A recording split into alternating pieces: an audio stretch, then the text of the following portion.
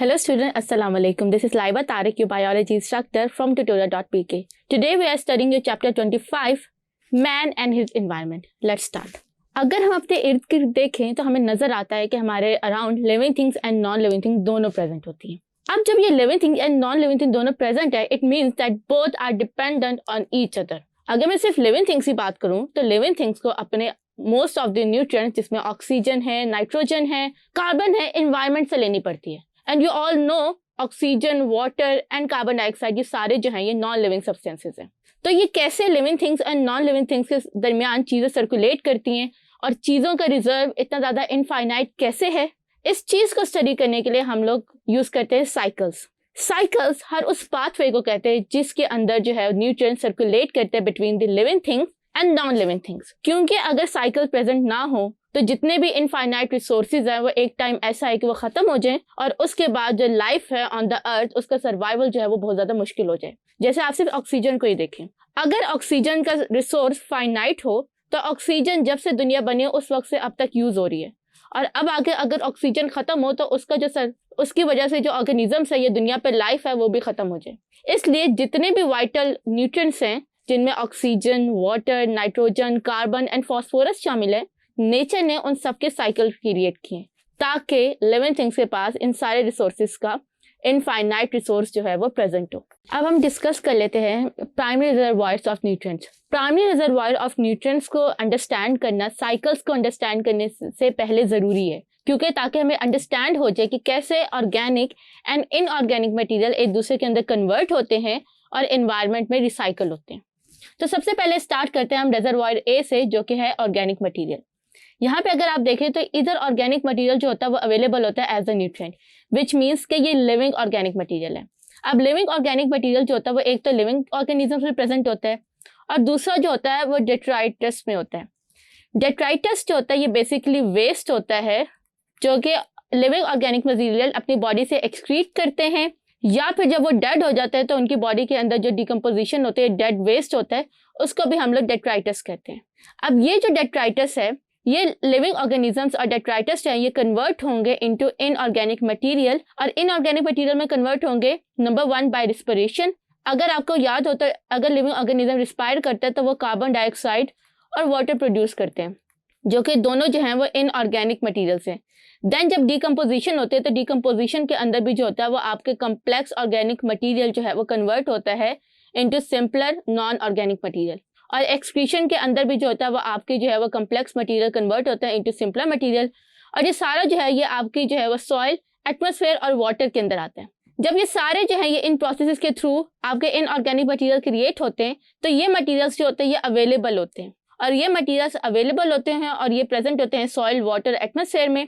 जैसे carbon dioxide जो है वो एटमॉस्फेयर में प्रेजेंट है, वाटर जो होता है वो आपको सॉइल में, और न्यूट्रिएंट्स जो है फॉस्फोरस, आयरन, ऑक्सीजन, ये सारे जो होते हैं सॉइल में प्रेजेंट होते हैं, और वाटर के अंदर जो होता है वो आपके कार्बोनेट्स और दूसरे जो होते हैं वो सॉल्ट्स वगैरह प्रेजेंट होती हैं।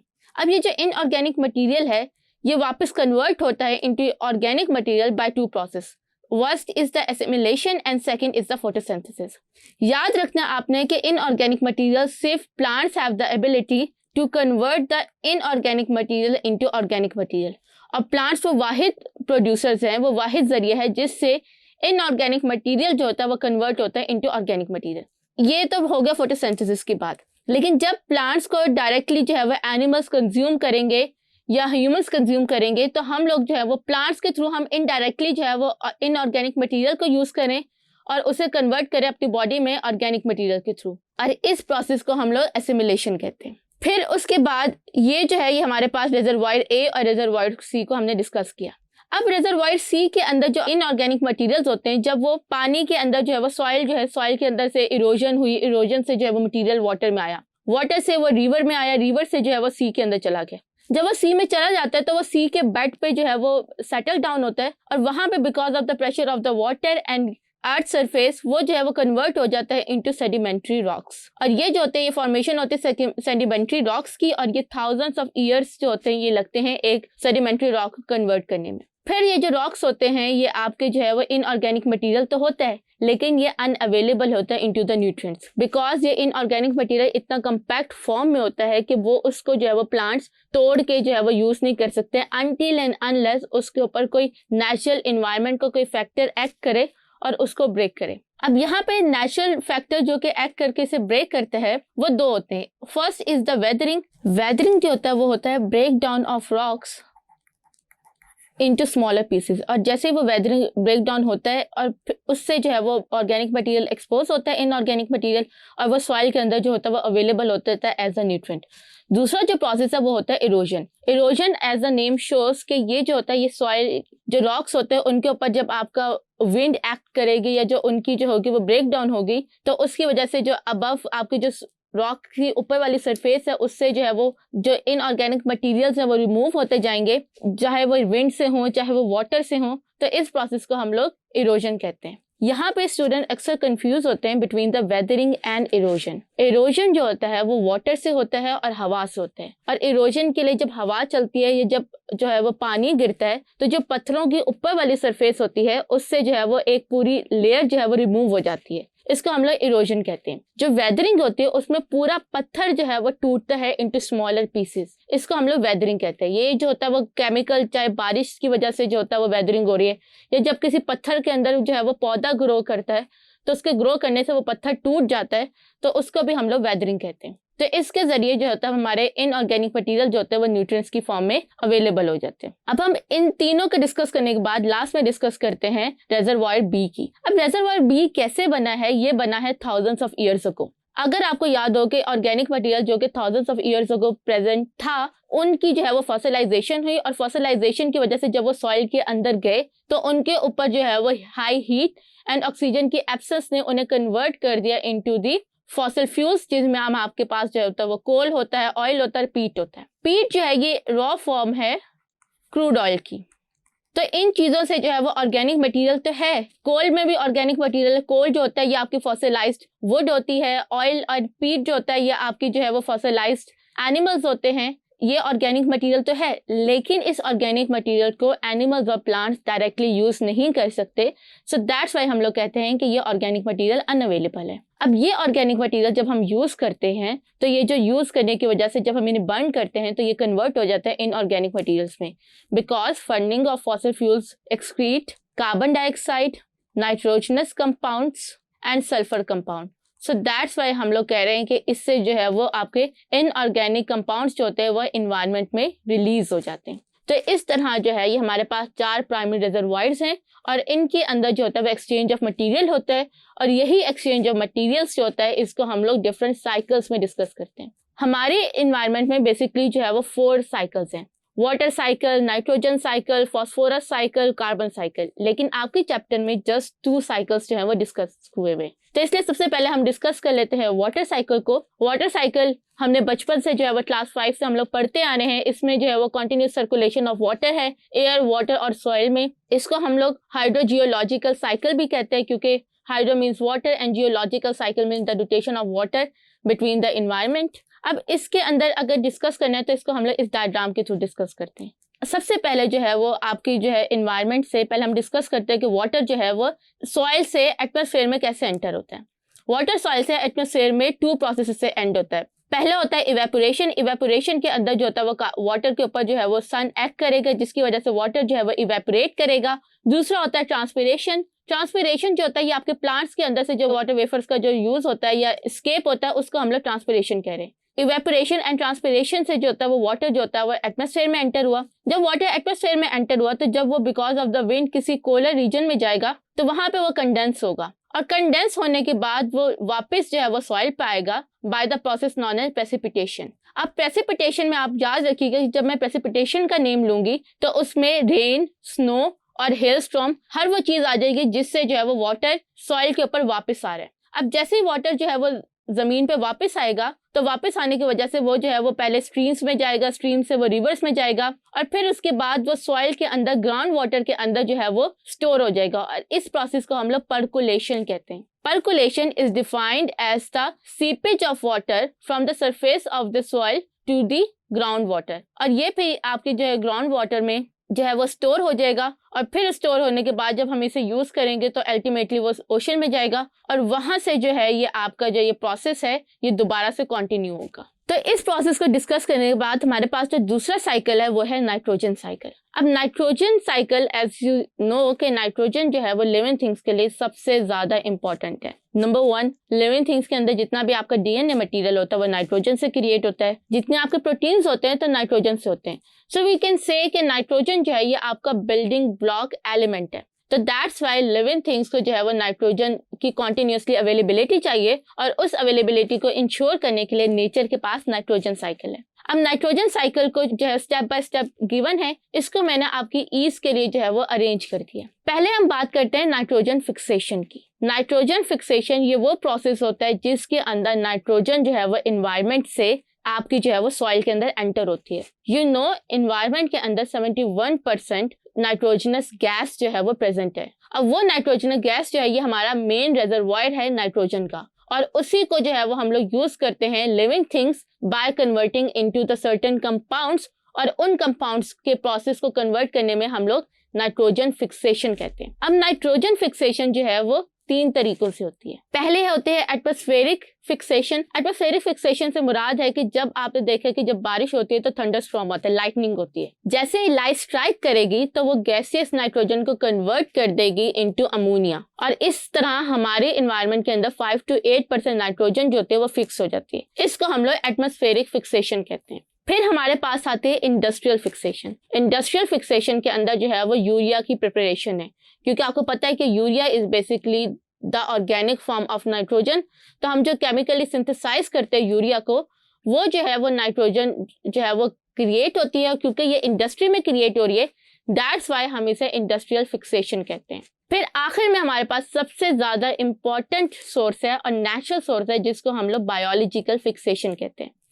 बायोलॉजिकल फिक्सेशन के अंदर अगर आपको याद हो तो हम लोगों ने पढ़ा था लेग्यूम्स प्लांट।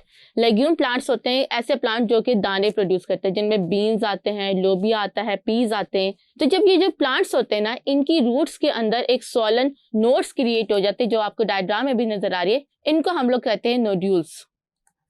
अब ये जो नोड्यूल्स होती है, इन नोड्यूल्स के अंदर आपको सर्टेन बैक्टीरिया जो होते हैं वो रह रहे होते हैं। एक होता है आपका एजोबैक्टर जो कि एरोबिक बैक्टीरिया होता है, विच मीन्स कि उसे ऑक्सीजन चाहिए सर्वाइवल के लिए। दूसरा क्लोस्ट्रीडियम होता है जो कि एनारोबिक बैक्टीरिया होते हैं। अब ये जो दोनों बैक्टीरिया होते हैं ये रूट्स के पास जाके आते हैं। तो रूट्स का जो आपका एपिडर्मिस होता है रूट्स का, वो उनके अराउंड जो होता है वो एक लेयर क्रिएट कर देता है और उस लेयर की वजह से एक सोलन नोड, एक गुठली सी प्रोड्यूस हो जाती है। अब उस गुठली जो होती है या जो सोलन नोड है, उसके अंदर आपके ये जो बैक्टीरियाज होते हैं उनकी कॉलोनीज जो होती है वो सर्वाइव कर रही होती है, ग्रो कर रही होती है, रह रही होती है। तो जब वो रह रही होती है तो उनके साथ हमारा जो प्लांट होता है वो अपनी सिम्बायोसिस रिलेशनशिप स्टार्ट करता है। प्लांट अपने रूट्स के जरिए उनको जो होता है वो फूड प्रोवाइड करता है, शेल्टर प्रोवाइड करता है और इन रिटर्न जो आपके रूट नोड्यूल्स के अंदर बैक्टीरिया प्रेजेंट होते हैं वो नाइट्रोजन को जो है वो कन्वर्ट करते हैं इनटू अमोनिया और वो अमोनिया जो होता है वो प्लांट जो होता है वो यूज करता है। तो जहाँ पे आपके पीट के जो पीज हैं या बीन्स वाले प्लांट ग्रो होते हैं, वो जो सॉइल होती है उसके अंदर नाइट्रोजन की कंसंट्रेशन बहुत ज्यादा होती है। इसलिए आपने देखा होगा कि जो फार्मर्स होते हैं वो एक क्रॉप ग्रो करवाने के बाद जो है वो चने, बीन्स और पीस की जो क्रॉप होती है वो लाजमी ग्रो करवाते हैं ताकि उनकी सॉइल के अंदर नाइट्रोजन कंसंट्रेशन हाई हो जाए और उन्हें केमिकल्स यूज ना करने पड़े फॉर द नाइट्रोजन सोर्स। इसको हम लोग बायोलॉजिकल फिक्सेशन कह रहे हैं। उसके बाद जो है वो प्रोसेस आता है, वो आता है अम्यूनिफिकेशन। अम्यूनिफिकेशन भी जो होता है ये भी जो है सॉइल के अंदर अमोनिया जो है वो क्रिएट कर रहा है। अब ये सॉइल के अंदर अमोनिया कैसे क्रिएट कर रहा है, उसमें जो है वो क्या होता है कि जब प्लांट्स मर जाते हैं या जब एनिमल्स अपनी बॉडी के अंदर से जो डंग या वेस्ट एक्सक्रीट करते हैं तो सॉइल के अंदर जो डिकम्पोजर्स होते हैं वो उन सिंपलर ऑर्गेनिक मॉलिक्यूल्स में कन्वर्ट कर देते हैं। जैसे आपको डायग्राम में नजर आ रहा होगा कि एनिमल डंग जो है, एनिमल डंग को सॉइल के अंदर बैक्टीरिया ने कन्वर्ट कर दिया इनटू अमोनिया और फिर उसके बाद जो है ये जब एनिमल्स डेड होंगे तो तब भी जो है डिकम्पोजर्स जिनमें आपके जो है वो फंगस आता है, जिनमें बैक्टीरिया आते हैं, वो भी कन्वर्ट कर देंगे इनको इनटू अमोनिया। तो इसको हम लोग अम्यूनिफिकेशन का प्रोसेस भी कहते हैं और डिकम्पोजिशन का प्रोसेस भी कहते हैं। फिर उसके बाद हमारे पास आ जाता है एसिमिलेशन। अब ये सारे नाइट्रोजनस कंपाउंड जो हैं ये सॉइल के अंदर एक्यूमुलेट होंगे। अब जो प्लांट्स होंगे वो उस सॉइल के अंदर से जो है वो नाइट्रोजनस कंपाउंड को यूज करेंगे अपनी बॉडी के अंदर लिविंग टिश्यूज क्रिएट करने के लिए। और जब उन लिविंग टिश्यूज को जो है वो एनिमल्स खाएंगे जिनमें जो है वो हर्बीवोर्स होते हैं, वो लिविंग टिश्यूज जो है वो नाइट्रोजन जो है वो प्लांट से चली जाएगी काउस वगैरह में हर्बीवोर्स में, और फिर जब वो हर्बीवोर्स हम लोग खाएंगे तो हमारी बॉडी के अंदर जो है वो टिश्यूज जो हर्बीवोर जो नाइट्रोजन है वो हर्बीवोर से कन्वर्ट हो गए इनटू आवर लिविंग टिश्यूज। तो क्या हुआ, सॉइल से प्लांट में, प्लांट से हर्बीवोर्स में, और हर्बीवोर से एनिमल्स और ह्यूमंस के अंदर जो है वो नाइट्रोजन यूज हुई है। तो इसको हम लोग इस प्रोसेस को एसिमिलेशन कहते हैं। फिर एसिमिलेशन के बाद जो है ये सारे स्टेप्स तो हो गए, उसके बाद जो दूसरा प्रोसेस आता है उसको हम लोग नाइट्रिफिकेशन कहते हैं। अब नाइट्रिफिकेशन का प्रोसेस जो है वो अम्यूनिफिकेशन से मिलता जुलता है। मिलता जुलता क्यों है, इसको आप लोग इस तरह से अंडरस्टैंड करें। सॉइल के अंदर अमोनिया का क्या काम होता है, अमोनिया का काम ये होता है कि वो प्लांट्स के अंदर जो है वो नाइट्रोजन की अमाउंट को पूरा करे। अब समटाइम्स हमारे पास कुछ ऐसे बैक्टीरिया होते हैं जो कि उस अमोनिया को कन्वर्ट कर देते हैं into nitrite and then nitrate. Ammonium अगर नाइट्राइट या नाइट्रेट में कन्वर्ट नहीं भी होगी तब भी प्लांट्स जो है वो अमोनिया को यूज कर लेंगे, लेकिन नाइट्रेट और नाइट्राइट में कन्वर्ट करने से जो प्लांट्स होते हैं वो इजीली जो है वो सॉइल है उससे अमोनिया को या नाइट्रोजन को ले सकते हैं। सो दैट्स वाई जब हमारे पास जो होता है वो अमोनियम प्रेजेंट होती है, अमोनिया जो है वो नॉर्मली NH3 होती है, जब वो वाटर के साथ मिक्स होती है तो वो अमोनियम कंपाउंड बना देती है, उसको कन्वर्ट करते हैं इनटू नाइट्राइट बाय नाइट्रोसोमास। नाइट्रोसोमनास ये वो बैक्टीरिया होते हैं जो अमोनियम को कन्वर्ट कर देते हैं इनटू नाइट्राइट, और फिर ये नाइट्राइट से कन्वर्ट होते हैं इनटू नाइट्रेट बाय नाइट्रोबैक्टर। तो नाइट्रोबैक्टर और नाइट्रोसोमनास जो है वो नाइट्राइट और नाइट्रेट में जो है वो अमोनियम को कन्वर्ट करें। इससे क्या होगा, इससे ये होगा कि अमोनियम भी प्लांट्स ले सकते हैं, लेकिन इतनी रेडिली नहीं ले सकते जितना नाइट्राइट और नाइट्रेट ले सकते हैं। इनकी एब्जॉर्प्शन प्लांट्स में ज्यादा होती है as compare to ammonia. That's why plants जो सॉइल के अंदर बैक्टीरियाज होते हैं वो नाइट्राइट और नाइट्रेट के अंदर जो है वो अमोनियम को कन्वर्ट कर देते हैं, और उनके कन्वर्ट करने से प्लांट्स जो होते हैं वो ज्यादा रेडिली, ज्यादा तेजी से जो है वो अमोनिया जो नाइट्रोजन कंपाउंड होते हैं उनको एब्जॉर्ब कर लेते हैं। यहाँ तक आपको समझ आ गई। फिर उसके बाद डीनाइट्रिफिकेशन का प्रोसेस होता है, ये लास्ट प्रोसेस है। नाइट्रिफिकेशन के बाद जब आपके सॉइल के अंदर बहुत सारी अमोनियम, नाइट्राइट, अब आप यहाँ पे देखें अमोनियम भी हमारे पास आ गई, हमारे पास नाइट्राइट भी आ गई, हमारे पास नाइट्रेट भी आ गई, यहाँ पे भी अमोनिया आ गई, तो ये सारी अमोनिया जो है ये सॉइल के अंदर बहुत ज्यादा एक्यूमुलेट हो जाती है। तो फिर जो है हमारे पास नेचर में कुछ ऐसे बैक्टीरिया होते हैं जो इस सॉइल के अंदर से नाइट्रोजनस कंपाउंड को कन्वर्ट कर देते हैं इनटू गैसियस नाइट्रोजन, और इन बैक्टीरिया का नाम है सूडोमोनास। सूडोमोनास बेसिकली जो है एरोबिक बैक्टीरिया होते हैं, लेकिन एरोबिक बैक्टीरिया के लिए उन्हें ऑक्सीजन चाहिए। वो ऑक्सीजन जो है वो नाइट्रेट से लेते हैं, नाइट्रेट से अंदर से ऑक्सीजन को वो यूज कर लेते हैं और नाइट्रोजन गैस को जो होता है वो एनवायरनमेंट में रिलीज कर देते हैं। तो इस तरह bye the process of denitrification ammonium जो है या जो नाइट्रोजन होती है वो डायरेक्टली एनवायरनमेंट पे रिलीज हो जाती है। तो अब आप अगर मैं इन सारे प्रोसेसेस को समराइज करूं तो आप इस तरह से देखें कि नाइट्रोजन एक प्रोसेस के थ्रू एनवायरनमेंट में वापस जा रही है, और 3 प्रोसेस के थ्रू सॉइल में आ रही है, और सॉइल से 3 प्रोसेस के थ्रू डिफरेंट कंपाउंड्स में जो है वो कन्वर्ट होती है। और ये इस सारा जो है वो सॉइल, लैंड, एनिमल्स के दरमियान इसकी जो नाइट्रोजन की रोटेशन होती है वो कहलाती है नाइट्रोजन साइकिल। तो इस तरह हम लोगों ने जो है वो प्लांट्स या लैंड के अंदर जो है वो जितने भी साइकिल्स थे उनको हमने स्टडी किया और उनको डिस्कस कर लिया। Thank you.